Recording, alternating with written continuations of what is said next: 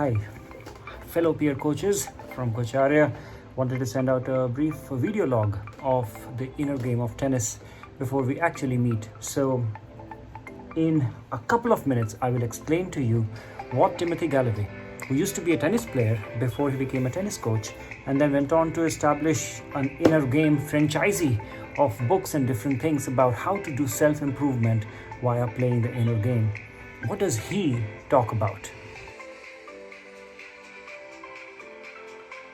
Inner game of tennis basically talks about the constant struggle between the conscious mind, Tim calls it the self one, and the unconscious mind, Tim calls it the self two. The constant chatter, the constant tussle or the struggle between self one and self two as humans try to achieve the best in whatever skill it is that they are picking up. But to excel at any game, the first thing that people have to do is to win the inner game. And that's what our job as coaches also can be, to help win the inner game, our coaches. Tim gives a nice simple formula. It says performance is equal to potential minus impediments. Anything that is a potential needs to be accentuated, improved, and anything that's an impediment needs to be removed. Oh, that seems so obvious, right? But then let's apply it to the self-1, self-2 construct that we understood. And that gave me a 4-step process of actually helping somebody achieve the best possible in his game or her game. And I will use coaching as the example. Imagine if we used to have a book called Inner Game of Coaching. Step 1 to do this is quietening your self one. To make your self one almost let go of judgments, of self-doubt, of critical thinking, of analysis paralysis, and applied to coaching. It translates to when in front of the coachee, I am removing all conscious, analytical, rational judgment and self-doubt from my mind. That quietening of the conscious mind or the self-one is step 1. The step 2 is to trust the self. The step 2 is to trust the self-2, which is the unconscious mind. We have immense power in the unconscious mind. The self-2 is very capable.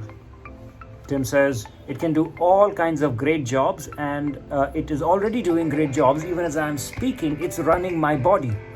Self-2 is the one that is in command of the body, not the self-1, and is doing an awesome job at that.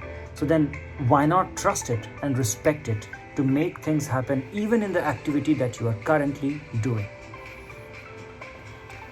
To apply it to coaching, I might think of it like the instinct that we have as good people.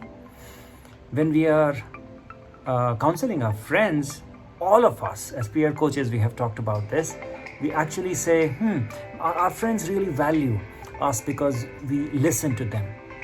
And we give them a succor or a shoulder, or maybe sometimes advice as well.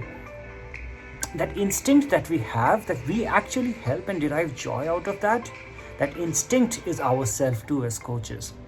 So in the inner game of coaching, we have to start trusting our self-2. That's the step 2. The step 3 is, now the self-1, which is the conscious mind, is not sitting quiet. It's chattering away when we are in a coaching session. Or, as Tim says, in the tennis field also. So focus the self-1 is a step 3. Focus the self-1 in a way that it's doing something here and now, because it needs a job.